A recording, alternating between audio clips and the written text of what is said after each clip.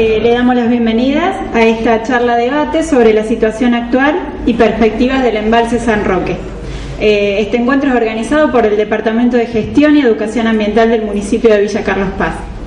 Agradecemos la presencia a las autoridades municipales, al presidente del Consejo de Representantes, licenciado Walter Gispert, al secretario de Desarrollo Urbano Ambiental, ingeniero Julio Bustos, al secretario de Calidad Institucional, Omar Ruiz, a los concejales, al secretario de Gobierno, Oscar Divico, a los representantes de instituciones intermedias, a las de ONG, centros vecinales, a los alumnos de segundo año de la Escuela de Turismo y a los vecinos en general que hoy nos acompañan. Bueno, en esta oportunidad y en el marco del Día Mundial del Agua, que se conmemora todos los 22 de marzo desde 1993, la propuesta es abordar la problemática del lago San Roque y dar respuestas a las inquietudes que se plantearon en los últimos tiempos. Para conocer cómo se encuentra el embalse, su vida útil, cuáles son sus problemáticas, las perspectivas futuras y las acciones prioritarias, invitamos a dos científicas especializadas en este tema. Esta tarde la presentación va a estar a cargo de la doctora en Ingeniería, Rocío Luz Fernández, doctora en Hidráulica e Ingeniería Ambiental, máster en Ciencias de la Ingeniería, mención en Recursos Hídricos, especial en Limnología en la Universidad de Australia Occidental e investigadora del CONICET y del Instituto Nacional del Agua. Fernández se especializó durante 8 años en el exterior, principalmente en Australia, país del que son originarios los difusores que están instalados en el lago. También se desempeñó en Japón en la gestión integrada de cuencas para ambientes lacustres, fue docente de la Facultad de Ciencias Exactas, Físicas y Naturales de la Universidad Nacional de Córdoba y cuenta con numerosas publicaciones científicas y premios de nivel internacional. Actualmente se desempeña como investigadora del CONICET y es miembro de 2 redes internacionales en el tema lagos. GLEON, que es una red internacional de monitoreo de lagos, y es miembro de una red de acción de ambientes lacustres con sede en Japón. Junto a ella se encuentra hoy también la doctora en Biología Alejandra Bustamante, investigadora del Instituto Nacional del Agua de la Subsecretaría de Recursos Hídricos de la Nación, profesor autorizado de la Cátedra de Química Analítica 2 de la Facultad de Ciencias Químicas de la Universidad Católica de Córdoba. Bustamante se capacitó en el Programa Internacional Avanzado de Manejo Integrado de Recursos Hídricos en Estocolmo y Sudáfrica, en monitoreo ambiental orientando a la calidad del agua en Japón. Realizó estudios de posgrado en recursos hídricos y contaminación ambiental en Alemania, entre muchos otros.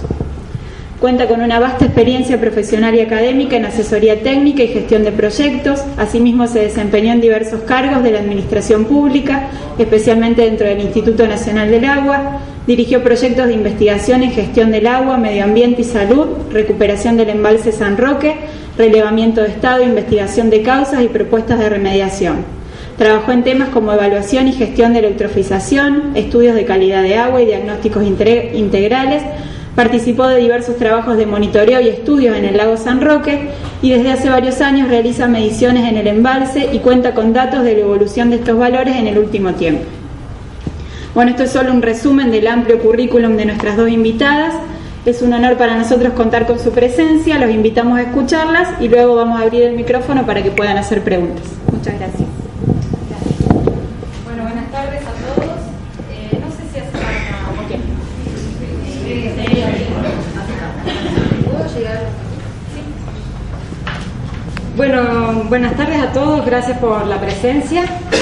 Y como ustedes saben, la charla va a hacer referencia a distintos temas del embalse San Roque, en cuanto a lo que es difusores, eutrofización, colmatación, situación actual. Ahí me va a ayudar, me va a acompañar Alejandra, presentando toda la información, digamos, de las mediciones actuales y comentarios, digamos, desde hace más de una década que ella viene coordinando.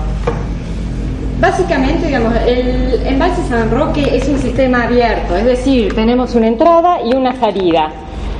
Aproximadamente 12 metros cúbicos por segundo entran a través de 4 tributarios principales al embalse y son erogados a la altura del dique, de los cuales 4 metros cúbicos por segundo son tomados por Aguas Cordobesa para suministro de agua potable. De los 4 tributarios, ustedes pueden ver que hay 2 que son los principales, el Cosquín representando el 58% y Río San Antonio el 36% del caudal total que entra al embalse. el hecho de que uno se entre por el norte y otro por el sur, facilita a todo lo que es la circulación del embalse, impide la formación, digamos, la existencia de zonas muertas dentro del mismo. Desde que el agua entra hasta que sale, transcurre un cierto tiempo, lo que llamamos tiempo de residencia.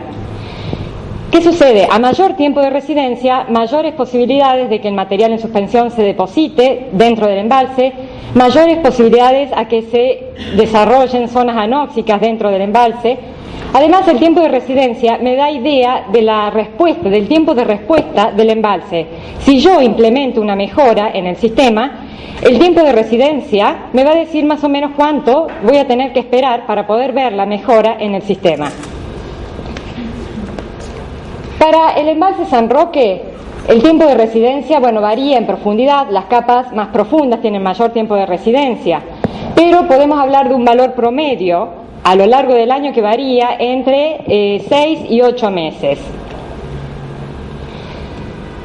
Siempre que uno altere, modifique el flujo que entra y sale del sistema, se va a estar modificando el tiempo de residencia. Para caudales más elevados, disminuye el tiempo de residencia, y si lo disminuyo a 4 metros cúbicos, va a aumentar. Ante un cambio climático, y la posibilidad de una variación en el patrón de lluvia, nuevas, utilización de derivaciones del agua, aguas arriba del embalse, van a estar modificando de alguna manera el tiempo de residencia en el embalse.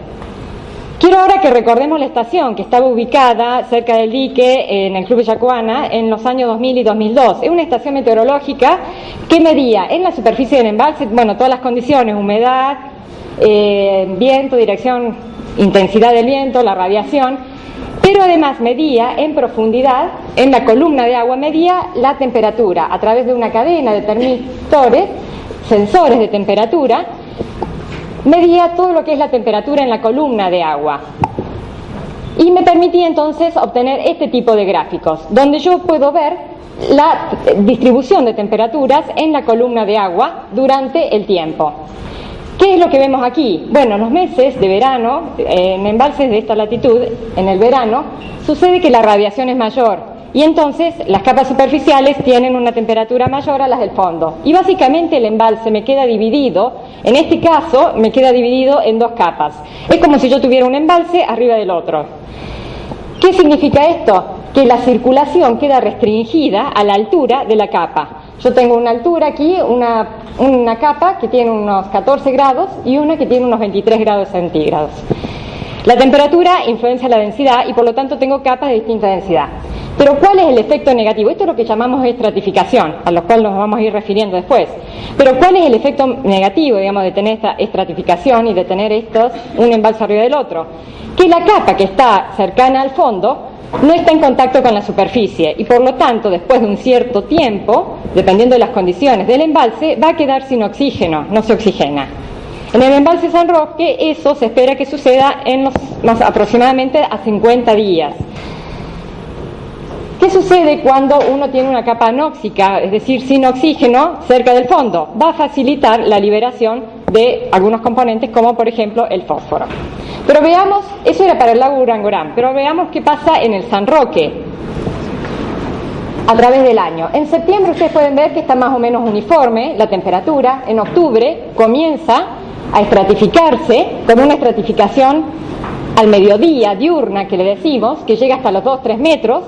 Noviembre se sigue estratificando hasta llegar a un nivel máximo de estratificación en el mes de marzo, que como sabemos es el más crítico para el embalse San Roque. Luego comienza ya hacia el invierno, comienza a debilitarse la estratificación hasta llegar al mes de julio, donde se vuelve, a mezclar toda la columna de agua. Es decir, que naturalmente el embalse se mezcla una vez al año. Y por eso decimos, que es un embalse monomíctico. Hemos visto entonces las desventajas de tener un embalse estratificado, que no se oxigena las capas inferiores. Y es por eso que se instaló una serie de difusores, 6 difusores, tengo la batería, en la parte más centro y llana del embalse. Y en general estos difusores tienen el objetivo de trabajar sobre este tipo de estratificación, la diurna, en la superficie, y un difusor más profundo que va a actuar en la estratificación estacional del embalse. Los difusores, esta tecnología, se ha comprobado que es más eficiente en profundidades de 15 a más metros de profundidad. Por lo que ustedes pueden ver, este es el embalse y con las profundidades, lo que llamamos la batimetría del embalse. Ustedes pueden ver que la orientación de los difusores sigue en las partes más profundas, siguiendo las partes más profundas. ¿Por qué son más eficientes a mayor profundidad? El objetivo de los difusores no es el de oxigenar, sino que es el de mezclar, el de evitar la estratificación. Esta es una medición que hice hace 2 años, en el 2011 que hicimos, y ustedes pueden ver aquí el radio de acción de la pluma de burbujas. Este es el difusor perpendicular a la figura, y aquí tenemos, digamos, el difusor, aquí están las burbujas. Esto es temperatura. Ustedes pueden ver cómo la temperatura del fondo del embalse, que es más fría, es arrastrada el agua hacia la superficie. Lo que hace esto es disminuir la temperatura en la superficie. Aquí ustedes pueden ver cómo la pluma llega hasta la superficie. Este sistema, nosotros estamos inyectando aire comprimido y entonces la pluma, las burbujas llegan hasta la superficie. El objetivo principal es el de mezclar. Indirectamente, al mezclarse va a estar oxigenando el agua. Hay otros sistemas que directamente inyectan oxígeno, que oxigenan el agua, y en ese caso la burbuja es más pequeña y lo que hace, se trata de que se diluya antes de llegar a la superficie para que el oxígeno quede atrapado en el embalse. Este caso no, el objetivo es mezclar. Habíamos visto que entonces había una alteración en la superficie de temperatura. Entonces, si uno mira las imágenes satelitales, uno va a poder ver el efecto de los difusores. En este caso, no estaban apagados, en marzo, en el 2010, estaban apagados, por algunas razones, estuvo varios días apagados, y entonces se miró la imagen satelital, y no se ve ninguna distribución de temperatura, es uniforme. Cuando observamos aquí, en febrero del 2009, cuando están prendidos, ustedes pueden ver ven cómo estos circulitos que muestran unos 2 o 3 grados menos de temperatura, es decir, esa es agua del fondo que está yendo hacia la superficie. Esa disminución de temperatura también va a estar afectando lo que es la tasa de evaporación en esa parte del embalse. Eso era en superficie, ahora veámoslo en profundidad. Aquí tienen ustedes datos del primer año de funcionamiento de los difusores. Los fueron instalados en octubre del 2008 y hasta octubre del 2009. Aquí pueden ver, en invierno no hay problema, sabemos que naturalmente el embalse se mezcla y ustedes lo están viendo aquí en las curvas. Pero aquí vamos a comparar 2 estaciones. Una, la B, es la que está ubicada sobre los difusores y una más alejada, en la parte centro un poco más alejada. Y podemos ver que en la parte donde están los difusores la estratificación se debilita, no es tan fuerte, e incluso la estratificación diurna desaparece, que sí se ve en la estación más alejada. Veamos otro componente, ya no la temperatura, veamos oxígeno. Oxígeno, ustedes pueden ver que en la sección que está sobre los difusores los valores son más azules, es decir, hay un nivel de oxígeno mayor a la zona alejada de los difusores. Marzo, desde ya no hay mucho oxígeno porque es el mes más crítico, y en invierno sí, en la zona sobre los difusores hay también mayores valores de oxígeno. Más cerca. Oh, perdón, vuelvo a repetir. Hay mayor valor de oxígeno. Estos valores, quiero aclarar, están tomados por la Secretaría de Recursos Hídricos, ex-DIPAS. Desde el momento que se instalan, se hicieron mediciones, campaña, la Secretaría la hizo con una frecuencia quincenal y luego se la hizo mensual. Y hasta el día de hoy están haciéndolo de esa forma. Aquí solo estoy presentando los datos del primer año, pero ahí ustedes ya pueden ver el efecto que ha tenido en lo que es la estratificación y el oxígeno disuelto, los niveles que se buscaron incrementar. También el tiempo de residencia se va a ver afectado por el tema de los difusores. Sin los difusores podemos ver que todavía las capas profundas tienen mayor tiempo de residencia. Con los difusores el tiempo de residencia es más uniforme en todo el embalse. Los difusores, sin embargo, han sido efectivos, han cumplido con el objetivo que era el de mezclar, el de reducir la estratificación y el de oxigenar en segundo lugar. Indirectamente van a oxigenar. Pero sucede que esa no es la solución al problema del embalse. Ustedes que ven aquí, una mancha de humedad. Esta mancha de humedad, bueno, estaba en un establecimiento, está en la parte del techo, por lo tanto, si uno tiene que buscar la causa, va a decir que es una pérdida de agua. En el suelo podría ser otra cosa, humedad del suelo y demás, pero en esa posición es una pérdida de agua. Sin embargo, esta mancha era mantenida, a lo largo del tiempo se la lavaba y se la pintaba sintéticamente y así se la mantenía, al mismo tiempo que la pared va degradándose en su estructura. Sucede que para solucionar un problema, uno lo puede tratar estéticamente, pero también si no va a la causa, no lo va a solucionar al problema. Y eso es lo que sucede con el tema del San Roque y los difusores. Los difusores son efectivos, pero es una parte de la solución.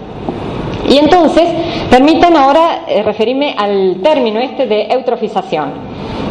Eutrofización es el envejecimiento de un cuerpo del embalse. Es natural, puede ser natural y se ve acelerado por la actividad del hombre. Del griego significa enriquecimiento de nutrientes, rico en nutrientes, eutrofización. Durante la vida de un cuerpo de agua hay distintas etapas: oligotrófico, mesotrófico, eutrófico, hipertrófico. Hay distintos parámetros que uno puede mirar y decir, yo me encuentro en esta etapa o me encuentro en esta etapa. Puede ser el color del agua, la pérdida de biodiversidad, la mayor producción en la superficie. Digamos, hay distintos parámetros, pero uno de los parámetros más importantes, principal, es el contenido de fósforo. Según el contenido de fósforo, podemos decir en qué etapa estamos de la vida del embalse. Para el San Roque tenemos valores de 100, cercanos a 100. Hay picos, hay bajos, valores bajos, pero hablemos de un valor más o menos medios, es decir, estamos en un estado eutrófico más hacia el nivel superior. Y aquí tienen algunas fotos. Entonces, eutróficos tenemos estos problemas, y esto ya sería algo más hipertrófico, que es un embalse en China donde sí hay embalses con una eutroficación severa, hay varios embalses. Aquí tenemos entonces las consecuencias de la eutrofización, algunas: mortandad de peces, floración de algas, la pérdida de la biodiversidad porque va quedando aquella vida que es capaz de adaptarse a las nuevas condiciones, y una alteración del perfil de oxígeno, que en esto quería comentarles un poquito. El perfil de oxígeno en la superficie se va a incrementar porque las algas realizan fotosíntesis, las algas cianobacterias realizan fotosíntesis. Para ello necesitan luz y nutrientes. Los nutrientes están disponibles, y la luz solo llega a las capas superiores del embalse. Y si el agua es turbia, va a llegar mucho más solo en la parte superior y no llega en el fondo. Por eso la fotosíntesis que produce oxígeno está en las capas superiores. Y es allí entonces que si hay algas, voy a tener una mayor producción de oxígeno. De allí que el perfil, en oxígeno, en la superficie es rico. Y al mismo tiempo, abajo, es pobre. Porque por la putrefacción, de las algas y demás, va a haber un consumo de oxígeno. Entonces, no es que no hay oxígeno en todo el agua, sino que hay una alteración en el perfil de oxígeno. Uno puede moverse, puede ir para atrás o para adelante en estas etapas, o puede quedar en un mismo lugar. ¿De qué va a depender de eso? Va a depender del uso del agua y del suelo que uno tenga en la cuenca. Dos embalses pueden ser similares, pero sin embargo no van a tener el mismo envejecimiento. Eso va a depender del uso del suelo y del agua que tengamos en cada una de sus cuencas. ¿Y cuáles son las fuentes de nutrientes, de contaminación? Uno las puede agrupar en dos, en puntuales y no puntuales. Puntuales son aquellas donde el lanzamiento es concentrado, son más fáciles de tratar. Y las no puntuales es cuando ocupan un área determinada, están distribuidas en el espacio. Aquí tienen el embalse Los Molinos, tiene problemas de pastoreo, deforestación, incendios que tienen casi una frecuencia anual. Ustedes pueden ver la región afectada y el producto de los incendios en el embalse, que aportan bastante fósforo. Es una contaminación distribuida, más difícil de tratar y, predomina en esa cuenca. Pero en el embalse San Roque tenemos otro tipo, que es de tipo puntual. y que está dada por el tema de los tratamientos. Tenemos en la cuenca alta, baja, distintas plantas depuradoras, pero están tratando el 30-40%, digamos, del radio servido. No son suficientes, son adecuadas porque, pero después junto a las plantas tenemos distintas, cámaras sépticas, sangrías. Lo que sucede con el tratamiento de estas alternativas es que no llegan hasta el tratamiento terciario, que es el que se necesita. Nosotros tenemos el tratamiento de un efluente varias etapas. En el primario uno remueve la parte sólida, en el secundario la materia orgánica, en el terciario remueve el fósforo y el nitrógeno. Necesitamos, para que sea efectivo y para que solucione el problema, un tratamiento que llegue hasta la remoción de fósforo. Entonces tenemos, las sangrías y demás no van a llegar a eso, y las plantas que tenemos son insuficientes en el radio servido, digamos. Ahora veamos entonces cómo actúa la contaminación, cómo se va contaminando el cuerpo de agua para entender dónde estamos. Supongamos que aquí el embalse San Roque se encuentra al inicio en 1929, que fue el cierre del embalse, hace 84 años, en el punto A. A partir de allí comienza las cargas de fósforo a ir al embalse y lo único que se hace es recibir cargas de fósforo, contaminación, hasta llegar al punto B. Va a ir recibiendo cargas, pero sin mostrar ningún efecto en lo que es alga. Acá tenemos concentración de nutrientes, es decir, de fósforo, y aquí tenemos algas. Va a ir recibiendo, se va a enriquecer de nutrientes, pero sin mostrar ninguna evidencia en lo que es la biomasa algal, hasta llegar a B. Luego, por pequeñas cargas de fósforo que vaya recibiendo, va a comenzar a mostrar floraciones algales y todas sus consecuencias, hasta llegar al punto C. Luego entonces se decide un plan de rehabilitación. ¿Cuál va a ser la respuesta del embalse? No va a volver por la misma línea, la respuesta no es lineal, va a volver por esa línea. Es decir que vamos a tener que ir reduciendo el fósforo sin ver ningún efecto prácticamente. Vamos a seguir por un tiempo con el tema de las floraciones algales, hasta llegar al punto D, donde sí entonces se va a comenzar a apreciar las mejoras en lo que es la biomasa algal, la mortandad de peces y demás. ¿Y por qué el embalse tiene esa lentitud en responder? ¿Por qué no es lineal? En un río la respuesta es más directa, en un embalse no es tan directa. Y es por ese tiempo de residencia que les hablaba. Hay un tiempo de respuesta, además hay un ciclo, así como está el ciclo hidrológico del agua, hay un ciclo del nutriente en el embalse. Un ciclo para el fósforo, un ciclo para el nitrógeno, y eso es lo que me va a demorar la respuesta. Aprovecho este gráfico para mostrarles las cargas de fósforo. Tenemos una carga que es externa y tenemos una carga que es interna desde el sedimento. Si yo anulo la carga externa, voy a seguir teniendo la carga interna. Entonces hay otras alternativas y los difusores ahí entran a jugar. Los difusores lo que hacen es trabajar sobre esa carga interna. Al mantener el fondo oxigenado, no facilitan la liberación de fósforo. Hay otras técnicas que puede ser el sellado del sedimento, se inyecta a veces compuestos de nitrato y demás para sellar esa liberación de la carga interna. Pero por eso entonces es para decirles que los difusores es parte de la solución, pero trabajan en la carga interna y no en la externa, es decir, en la contaminación proveniente de la cuenca de drenaje. Y básicamente para entender esa respuesta que les mostraba, que a lo mejor les resulta nueva a ustedes, les quiero mostrar simplemente en cortito, digamos, un ejemplo de un embalse que se encuentra al sur de Berlín. Es un embalse más pequeño que el embalse San Roque, pero tiene un tiempo de residencia similar y estaba en un estado hipertrófico cuando comenzó el tratamiento. En 1970 ya comenzaron con graves problemas hasta que se instala, en 1980 comienzan con un plan de rehabilitación estricto. Se colocan plantas de remoción de fósforos, específicamente de fósforo. Y bueno, en vez de poner aireadores, lo que se hace son derivaciones en el hipolimnio, es decir, se hacen como sifones y se extrae el agua rica en fósforo y se deriva a otro embalse. Digamos, son distintas alternativas. La difusora es una, hay otras alternativas. Pero digamos, con esto se trabaja sobre la carga externa y con alguna otra alternativa se trabaja con la carga que es autóctona, propia del embalse. Y entonces aquí ustedes tienen la respuesta. ¿Cómo respondió el embalse? Ya les digo, no tenía 100 de fósforo, sino que estábamos con niveles mucho más elevados.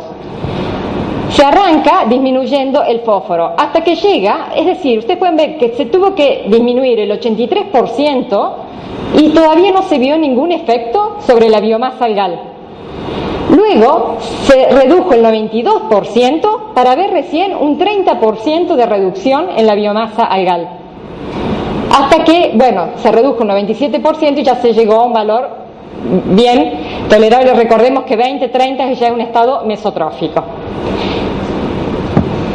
Debieron transcurrir para ello 24 años, hasta el 2004, casi 25 años para llegar a un estado aceptable, porque para un embalse que sea destinado, digamos, provisión de agua, necesitamos que esté dentro de una etapa oligotrófica o mesotrófica.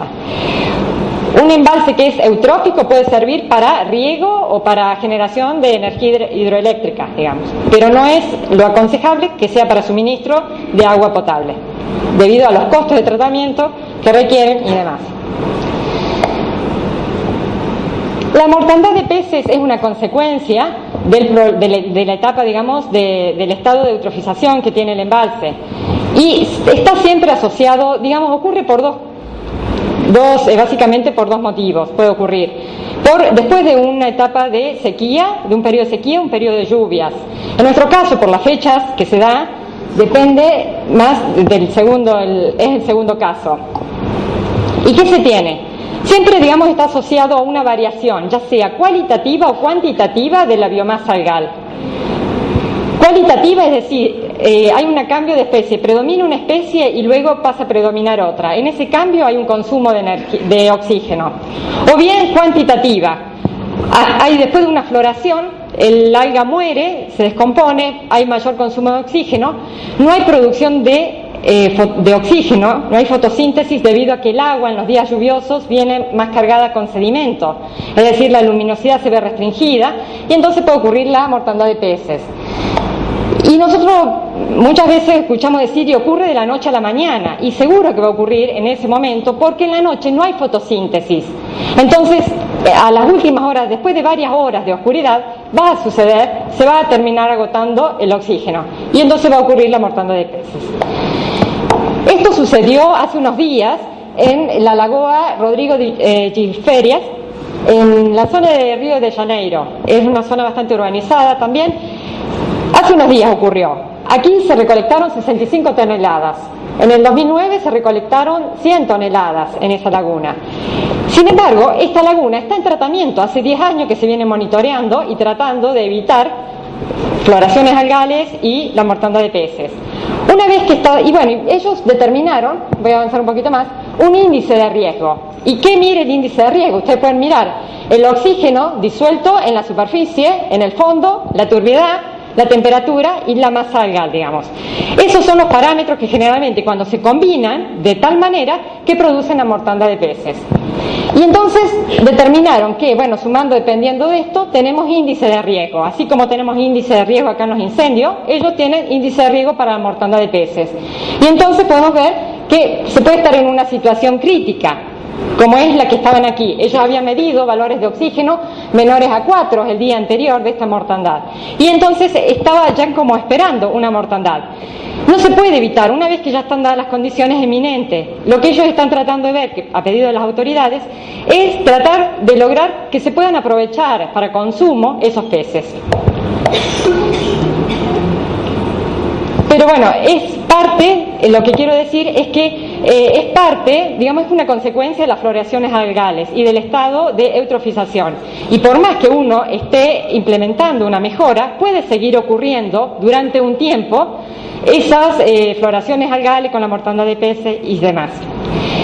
¿Cómo uno puede saber que el embalse está mejorando o está empeorando? Es midiendo el fósforo, ver los valores de fósforo, y entonces ahí uno sí se va a poder quedar tranquilo si está evolucionando, si estamos por buen camino. Por ello, personalmente yo digo de que los valores deben ser medidos mensualmente o con alguna cierta frecuencia y ser difundidos a la población, a todos, para que todos los interesados conozcamos cómo está el estado del embalse y no creer que cuando hay una mortandad es porque hay un vertido o algo similar. Es por el mismo proceso de rehabilitación en el embalse.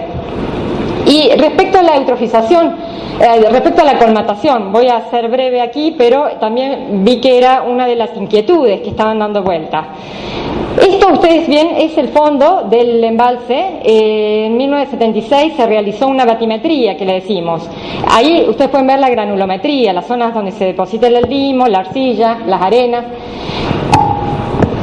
¿Qué sucede? Bueno, el embalse San Roque tiene unas 3 batimetrías. En el año 1929, aquí hay varios embalses de la República Argentina. Yo había trabajado con distintos embalses.